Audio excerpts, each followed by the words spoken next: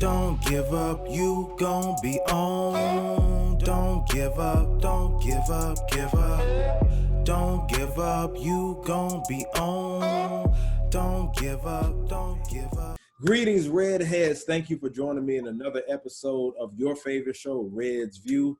I'm your host, J Red, and I'm joined by a very special homie of mine, Coop Da Trille. Shout out to Coop Da Trille. What's happening, my brother? Shout out to you, bro. What's cracking, bro? How you be? Man, I be good, and I'm super excited. I've been anxious to have an episode like this. Shout out to my homeboy DJ PM.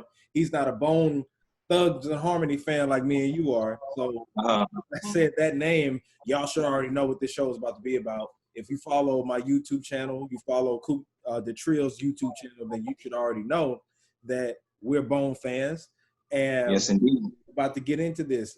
Before we begin, make sure you subscribe to our YouTube channels. Mine is youtube.com/WeAuthenticNetwork. And what's your channel, bro?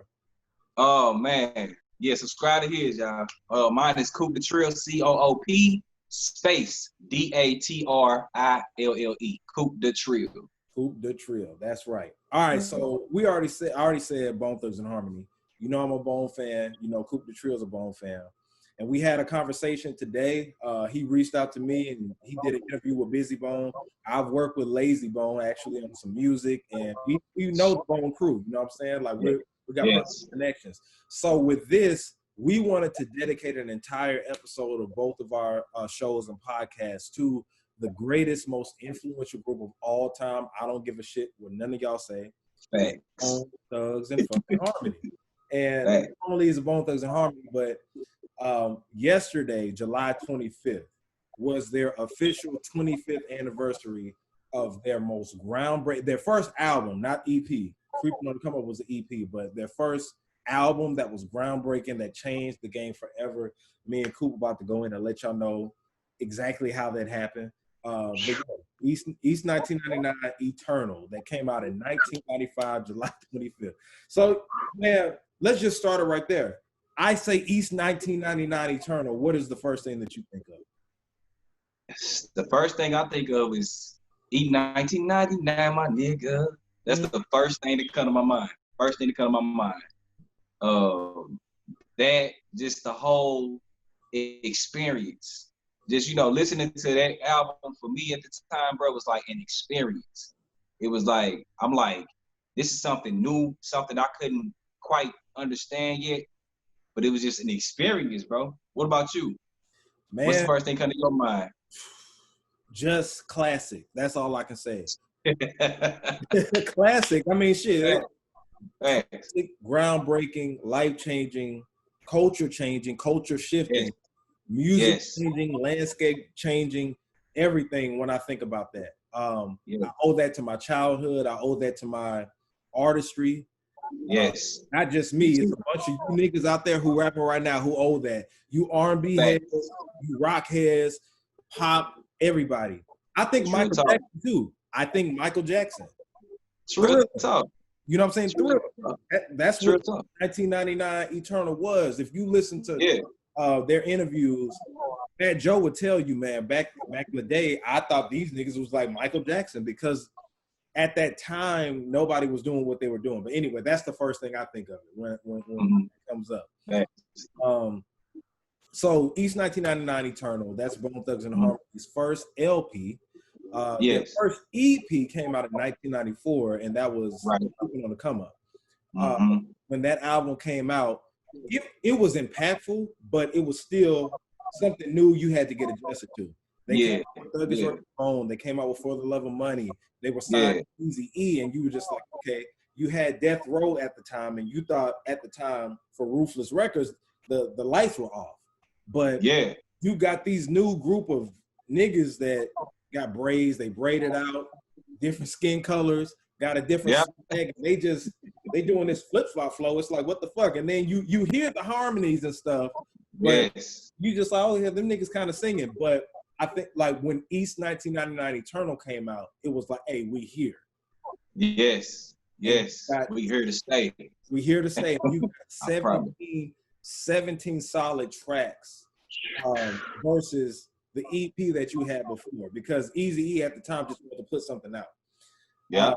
So with that, the first single was, I believe it was First of the Month. First of the month. Yep. Yeah. First of the month. First of the Month came out. When I say First of the Month, like how much did you like that song? Like, just tell me about First of the Month. Bro, to be honest with you, First of the Month, like, that was like, when I first heard the album, one, I was like, this song kind of sound out of place on there, because everything else is kind of like a darker tone.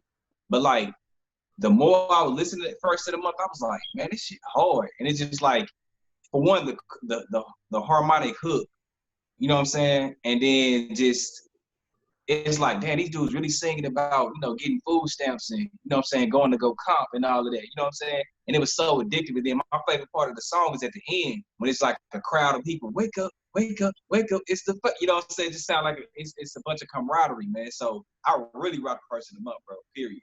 Absolutely. Absolutely. Yeah. I felt the same way. I remember as a child, because I'm an 80s baby. I was born in late 88, right? Uh-huh.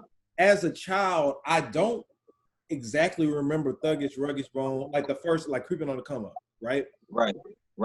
I do remember watching First of the Month.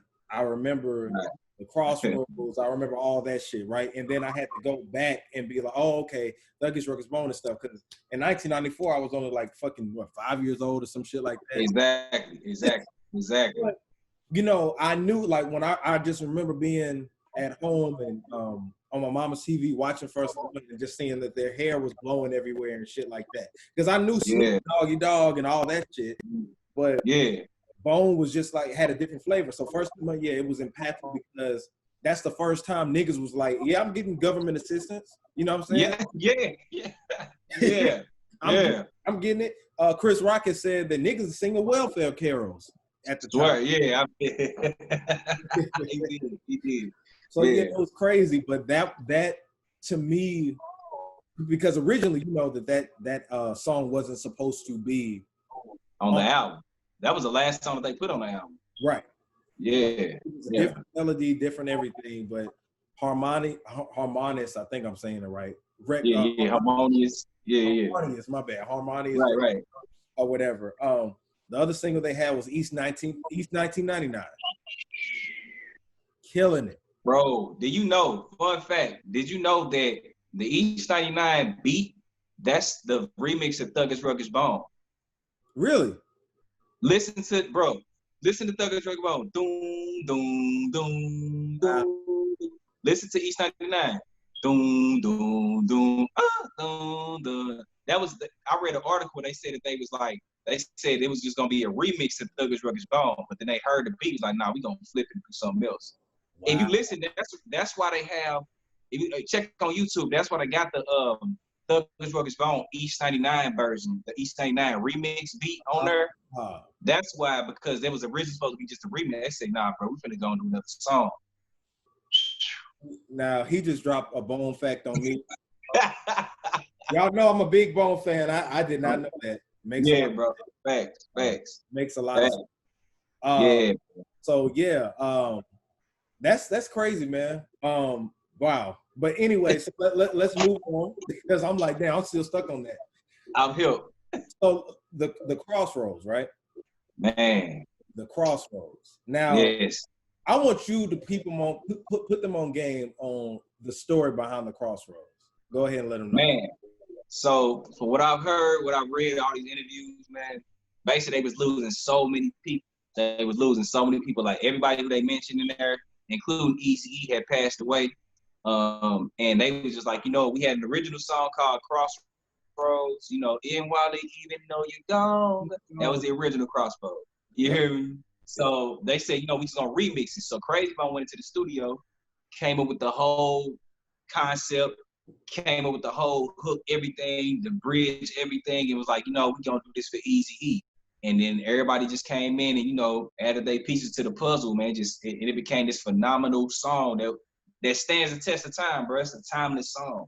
And like, you know, it's so many quotables in this song, bro, from I'm gonna miss everybody, you know what I'm saying? Miss my Uncle Charles. You feel me? And we pray, and we pray, and we pray, and we pray. You know what I'm saying? Why Why do we die? Can anybody tell me why we die? We die. Like, that's some real talk right there, bro. Yeah. The impact of the Crossroads, because that song shot up to #1. It beat the Beatles records for fastest number one rising single. Mm-hmm.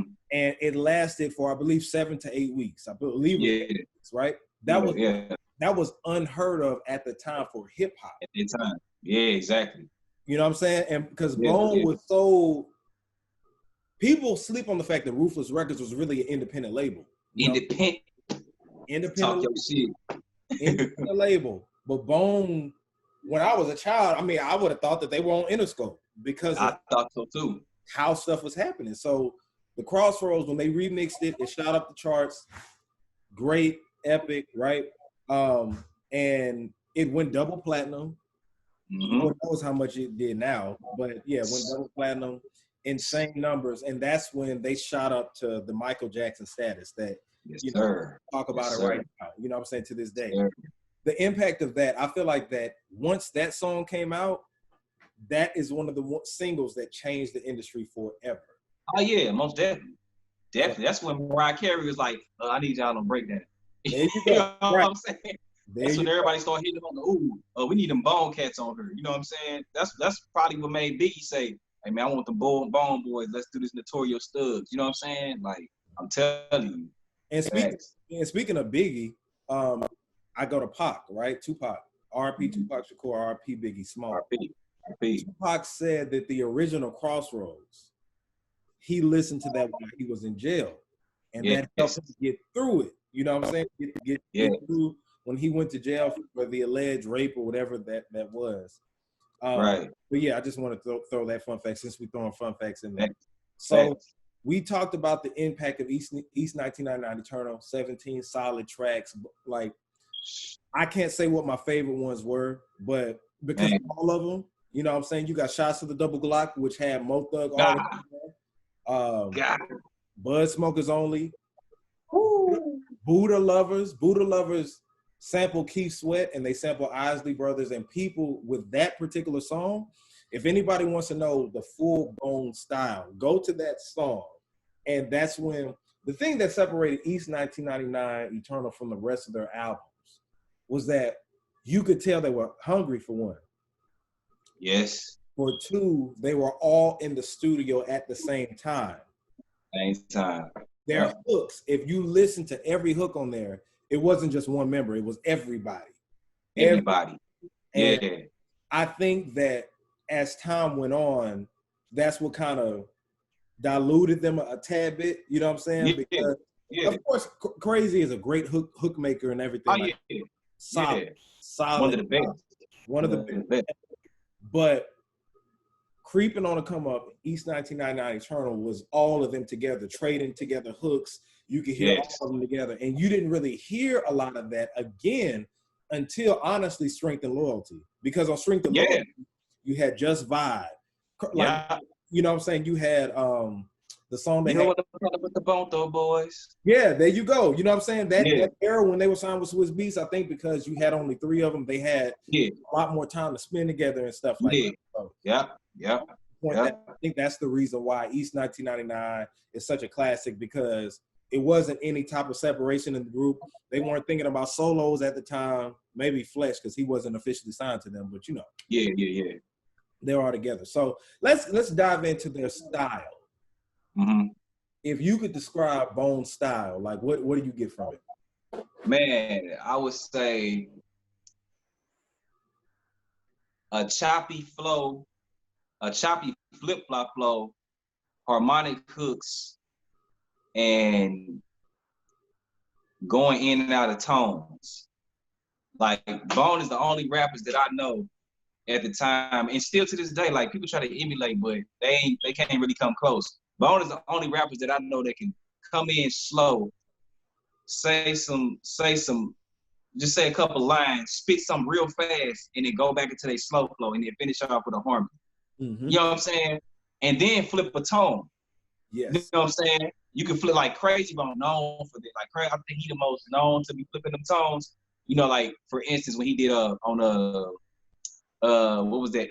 Everyday Thing Part 2. Yeah. Gotta get more money again. Yeah, you know what I'm saying? Yep. Like, yeah, it's just like what? Like, that's why I said earlier, Bone style is an experience. Don't go to them thinking they finna spit like the most metaphorical bars, or they finna just, you know, even though they can, you know, I'm not discrediting them. They about can. Don't come to them thinking they straight battle rappers type. Nah, when you straight flow and styles and constant switch ups and everything, that's the Bone style. Exactly. One thing to touch on, I know when I was a kid, right? Or even to this day, I know that if I buy a Bone Thugs album, I'm gonna get every kind of genre all into one. All of them. When I see their cover, I know that I'm going to get R&B. I'm going to get rap. I'm going to get sometimes rock. I'm going to get all these blended. Yes. Originally, when they first came out, the only people I could really compare them to, they were like the Boys to Men of hip hop. Nobody was doing that. Go back and listen. Exactly. They took time to come up with, even though they weren't the best singers, but they did before fucking auto-tune. It was no auto-tune. Yes. I mean, no auto-tune back then, but they didn't need that. They didn't need that in order to sound. All of them sound like they had some type of singing lessons, even if it was rough. They were able to come in together. It's nobody that could do what they did, right? True. So we talk about their impact on the industry. We already said earlier that when Mariah heard Crossroads, because Crossroads was number one, she was like, hold on. They're number one like I am. They knocked my record off of number one. Hold on. Let me get I'm a fan of it. And you gotta think in the 90s, see, everybody sings and raps nowadays. So stuff that I think now is foreign to everybody, right? Because it's like everybody does it, but I'm telling you, the Bone did it back then. You like whatever. Now you did have a couple of rappers who were singing on tracks a little bit, but Bone all the way into it, saying, "No, we're going to sound like it's a symphony, like it's a orchestra, all that stuff." True. So the impact on the industry made the biggest pop artist at the time, besides Michael Jackson, Mariah Carey, say, "I need to do a song with them." That makes me know that I'm official. I swear. What do you feel like Bone's impact on the industry was? Like, I mean, like you just said, to piggyback off what you said, like, one, Mariah Carey said, okay, let me get these Cleveland boys up on this song. Matter of fact, when I sing Break Down the Hook, I'm going to sound just like them. You feel me? And if I put power feel, like, bro, come on. And then on top of that, so like I told you earlier, the impact on the industry is deeper than what we think. So I went to the Rico Love Music Conference for the first time. Well, the first one that was in 2016 in Indianapolis, right? So Rico Love, y'all don't know him.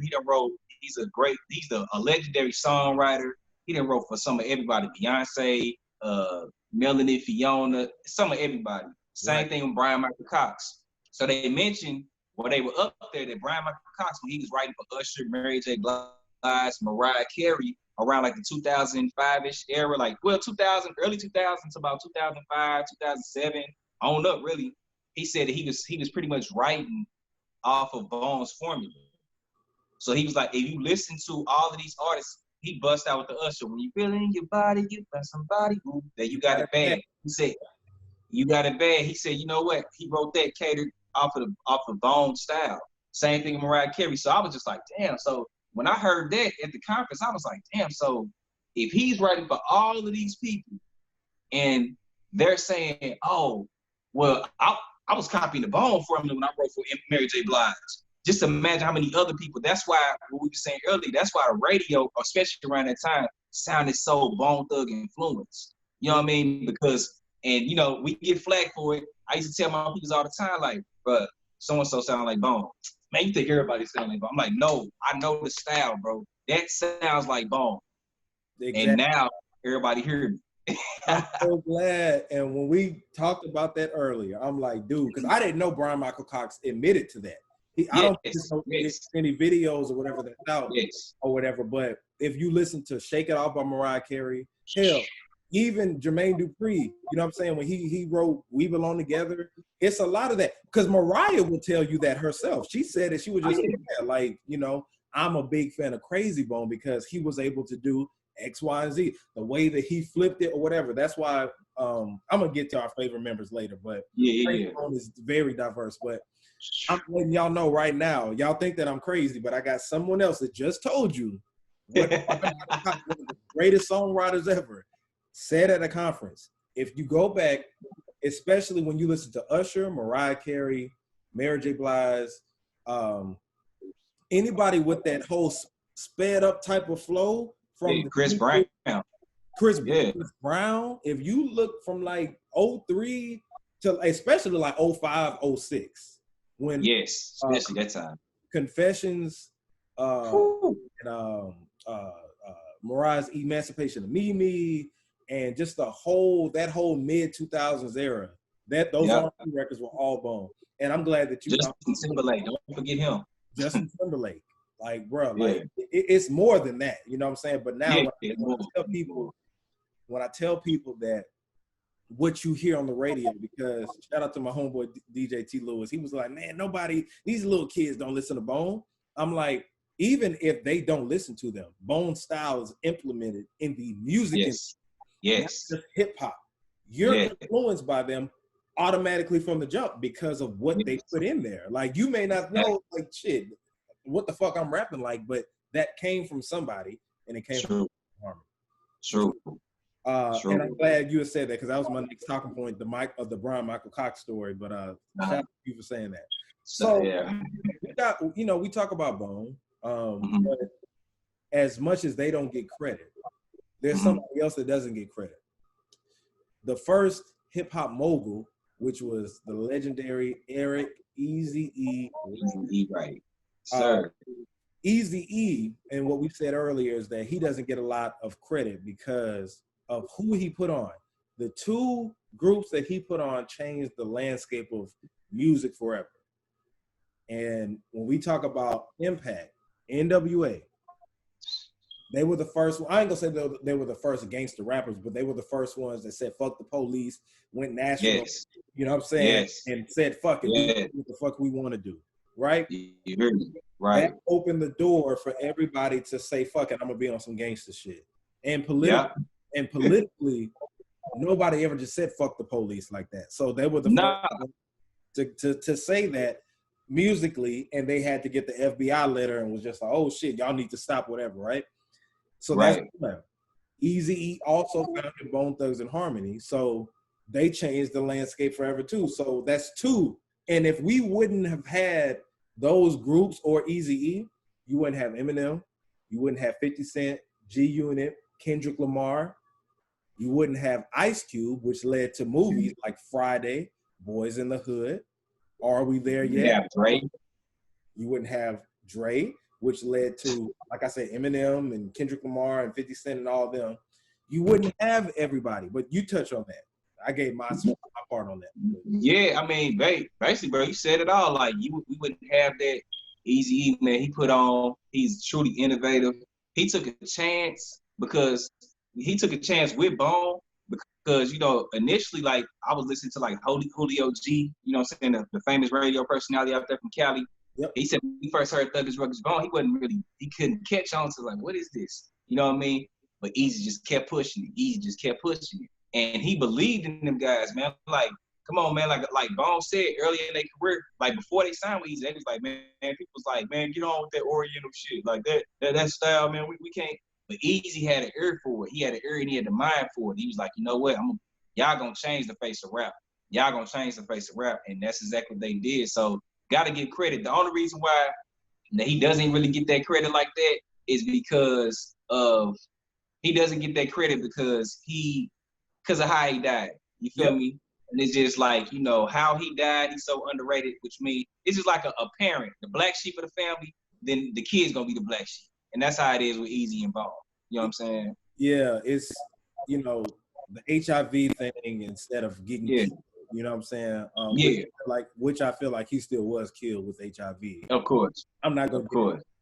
But it's the fact that how he went out and, that just tainted his legacy as far as that goes, because like you said, I watched your Busy Bone interview earlier and you were just like, he was trying to get video games, like the first Grand Theft Auto going on, and he was trying to get he was gonna get speakers, and he was hip hop's first mogul. You know what I'm saying? He was. If it wasn't for him, it wouldn't be a Master P, it wouldn't be a Diddy, it wouldn't be a Jay-Z. Easy was up there doing it. He was tapping into some other like what's that game like NBA Street when you could play against other celebrities? Yeah, like that was his initial idea for I think it was NBA Jams initially for Sega. He was gonna have these set of rappers versus these set of rappers. You know what I'm saying? Like Eazy was ahead of his time, bro. He was ahead of his time, and for him to be a forward thinker like that and an innovator like that, like that's of course coming across somebody like a group like Bone, you gonna be like, yeah, I'm gonna push him, and he's behind Black Eyed Peas, bro.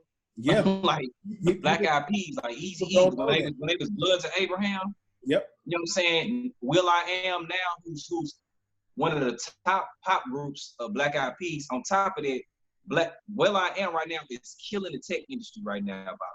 You feel what I'm saying? So Eazy was behind that, bro. So definitely, like honestly, out of all the moguls, I really look up to him the most. You know what I'm saying? I look up to him the most. You know what I'm saying? Don't get me wrong, I give credit to Jay, 50, Diddy, all of them, but I go to the originator. I go to the person that walked in the White House. You know what I'm saying? With the Jerry curl dripping on the president's shoes. You hear me? Like I look up to that. I look up to his innovator. Like you said, without him, bro, we wouldn't have. Like he was a part of the two groups that changed the landscape of music. So I definitely got to salute Eazy, man. Forever. R.I.P. It's funny. I just want to bring up. Do you think that if Eazy-E were to still live, first of all, we wouldn't have. I mean, we would have the Crossroads, but we would probably have the Crossroads. Right. I always think about how Bone eventually, realized they had a shitty deal or whatever like that. Do you feel like eventually they would have, had issues with Eazy and all that other stuff? From what I see, I'm on the fence with it. I'll put it like this. I think, they probably would have noticed something with Eazy, but I also think that they would have been a lot more further in their career had Eazy still been alive. Because I think Eazy pretty much like, even though they as talented as they are, bro, but like Bone needed that direction. They was young dudes fresh off the block. They needed that direction from that mogul. Right. They needed that direction. And you can tell the direction like once he died, like when Art of War went. Yeah. You know what I'm saying? Kind of detoured away from their original, from their previous two projects. So I think honestly, I think if Eazy was still alive, Bone would have never broke up multiple times. And if they did, it would have been under wraps. We would have never knew about it. And for two, I think that they would have been more established businessmen earlier in the game. Absolutely, because when they came in with a lot of the Mo Thug records, Crazy and Lazy would tell you, we didn't know what the fuck we were doing. But the record label didn't give a fuck at the time. They just like, okay, with Bone's name on it, it's automatically gonna go platinum. You know what I'm saying? Like, True. True. Yeah, because it was just like, hey, we got some people from Cleveland, and the fact that you put featuring Bone on there automatically was gonna be a hit record. So exactly. I agree. Exactly. I do feel like Eazy had a vision for him, and if they would have stayed with him, they would have went further along in their careers. And if he was still alive, they would be on some more shit. But I'm glad that we were able to get a reflective version of the Crossroads. Yeah. Because who's to say they would have ever had a number one rap single? We never know. You know what I'm saying? True. But everything happens for a reason. Shout out to Eazy. Who is your favorite Bone Thug member?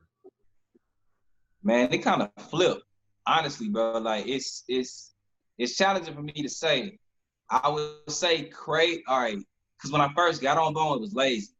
You know what I'm saying? Lazy was my favorite member because he just that dude. Like Lazy to me is he's like the vibe, the swag of the group. You know what I'm saying? Like he pull you in. He the first one. He like the leader. You know what I'm saying? As far as like when you first see him and first hear him, But then, then it went to Busy, you know what I'm saying? Because of how crazy his flow was and all over the place, and his voice, it was so distinctive. But then I'm not gonna fake it. Crazy Bone became my favorite member because, for one, once I found out that he's pretty much like the originator of that style, And for two, this will make me say, okay, this dude is next level, because I just saw like maybe a year ago his first solo song was Murder Mo from the Thug Mentality 1999. The song Murder Mo, that was his first solo song. And any Bone fan know that's an unconventional song, but it's so well arranged. Yep. And I was like, your first solo song is not even a conventional song. Like it sounds all over the place, but it's still cohesive. And bro, once I found that out, I was like, bro, and he just take you on a little trip. I said, oh yeah, he my favorite. Hands down, he my favorite. He even said that because he had the Thug Mentality tour that was last year. I went to it when they came here to Atlanta, and he gave that speech beforehand. He was like, hey, this is my first one I recorded it, and he said I was just having fun with my style. And when you listen to that song, you can hear everything from Bone, because the melodies were there, the fast rapping was there, everything was there. You know what I'm saying? Like the whole creation of what the fuck we're listening to was right there. So yeah, everybody with me, I love all of them, but when we're talking about the Bone sound, you would have to go with Crazy. Like you would have to. He's the only one until recently, because I heard Carbon Monoxide, and Carbon Monoxide solo record. But before that, Crazy had the best solo album with Thug Mentality 1999, because he was I feel like he was the most marketable member, because if you go to Bone for a feature, you know, if I get Crazy on there, I'm gonna have a hit record, i.e. Riding Dirty, that went number 1. You know what I'm saying? And was the highest selling ringtone of all time. If I go to him, that's who Chameleonaire crafted his style around. So but shout out to Lazy Flesh, and Busy. Busy, like you said earlier, Busy is the rock star. His voice is so distinctive, and he's the one who can come in and kill a verse. You know what I'm saying? Yeah. His verse is going to stand out automatically because he gets his style and does what he does with it. Lazy is like the front man. Wish is the backup guy, and Flesh. Yeah. Flesh is just to me. The secret weapon. Yeah, he's the secret weapon. He's just all their styles kind of blended together. You know what I'm saying? Like, to me, like when you makes sense. He doesn't really have, like, originally he was just a nigga rapper, right? When you go back to Creeping on the Come Up and East 99, he was just a nigga rapping. He had a dope style. It didn't stand out, but until he had the whisper voice, audible, and then he was the first Bone member to come out with a solo album with Thugs. You were able, like, he had a, you know, a distinctive style, but to me, you put all of them together, you get Flesh. True. And it's like, he's the more horrorcore, like they all touched on horrorcore, but like I think Flesh, all his albums like go deep into that. Like, especially with Thugs, Fit Dog, Leg Loose. Like, I know if I'm gonna listen to some Flesh like solo, it's gonna be real dark. Like real dark and real eerie. Yep. You know what I'm saying? I agree.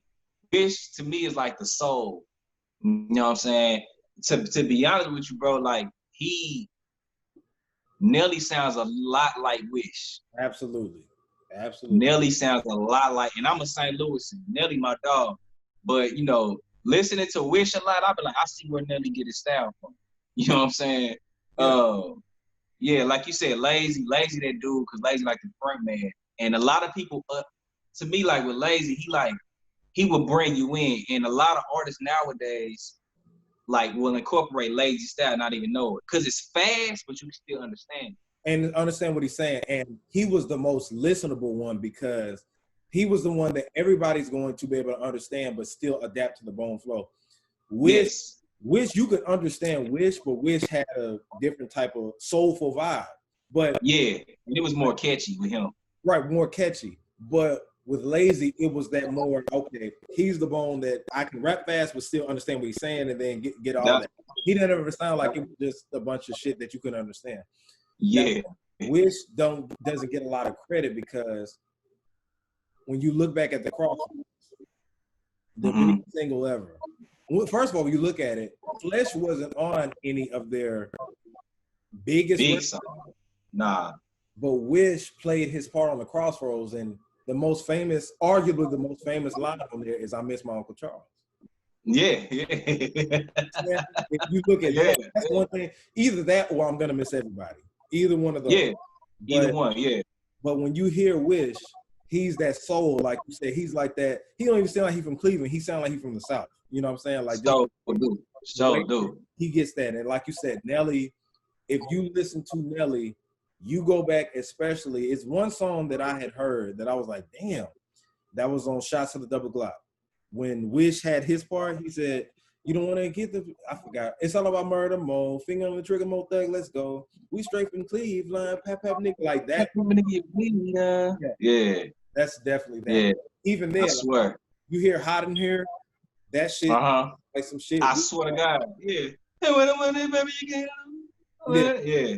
I swear. Yeah. That's that. That's that Wish style. Yeah. But yeah, man. We pretty much covered that, man. East 1999. Let's, going back to that album. I can't tell y'all what my favorite songs are that are on there, because from the introduction, down. Yes. All the way down to Shots of the Double Glock. Boy. It's a whole vibe. Down 71. It is. Man.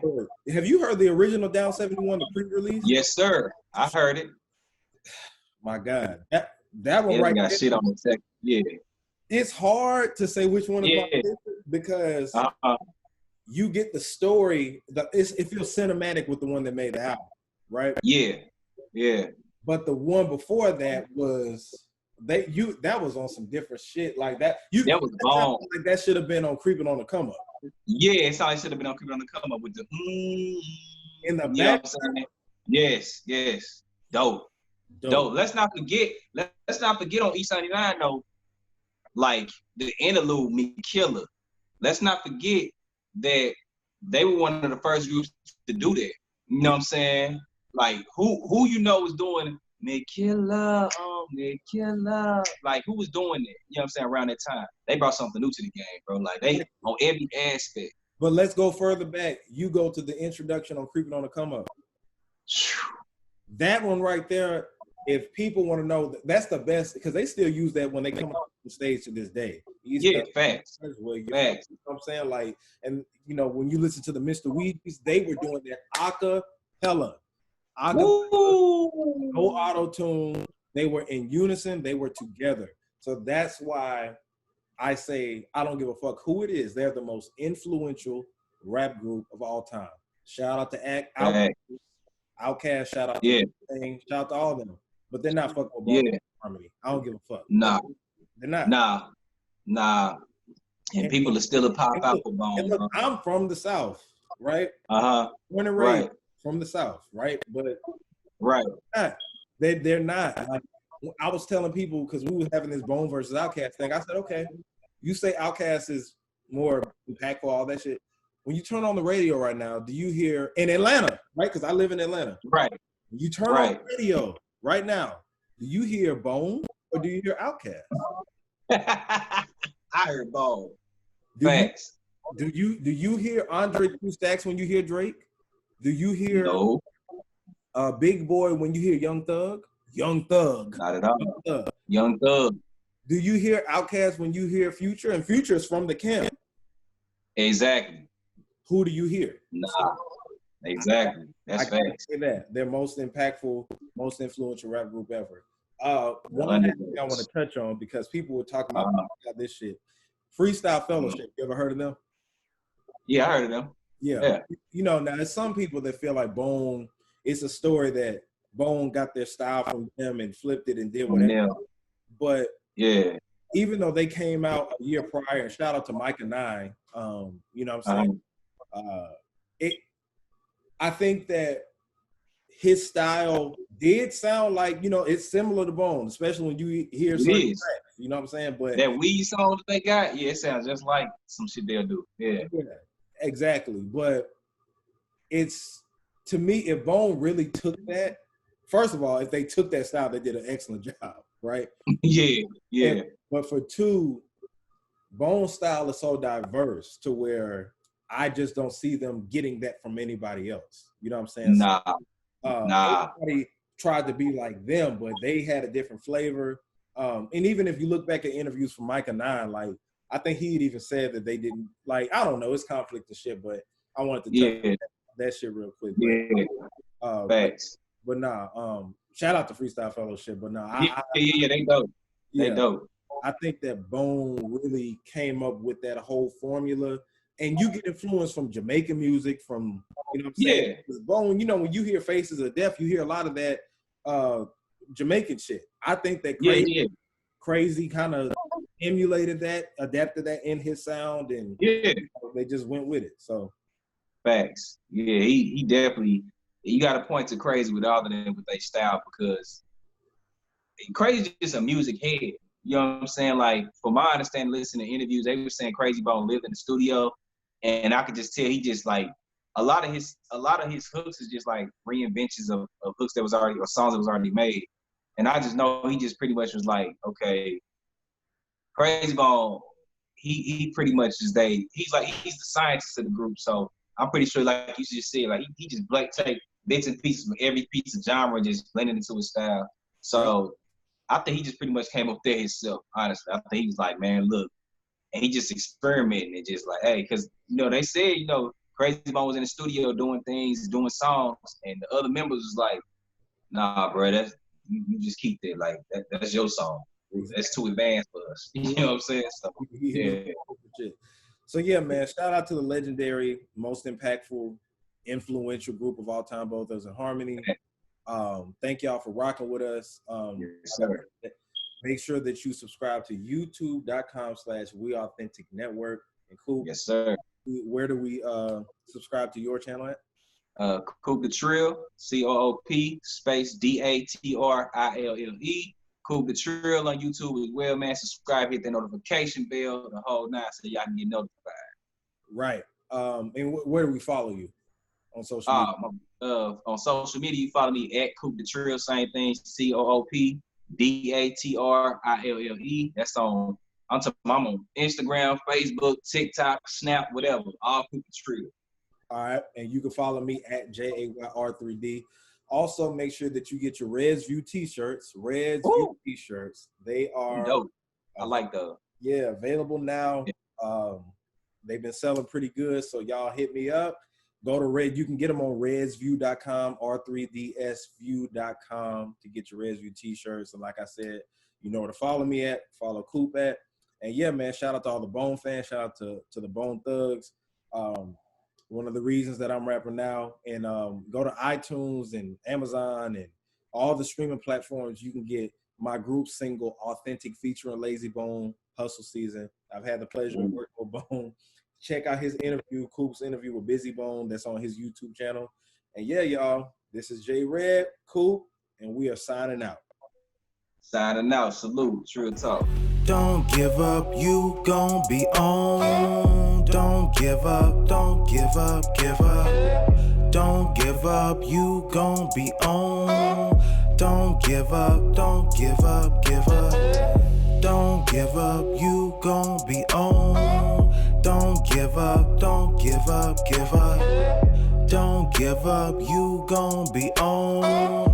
Don't give up, give up, give up, give up. I know you got doubts, but get to the bag. Just follow the dream and stick with the plan. I know you get worried, I know you get scared.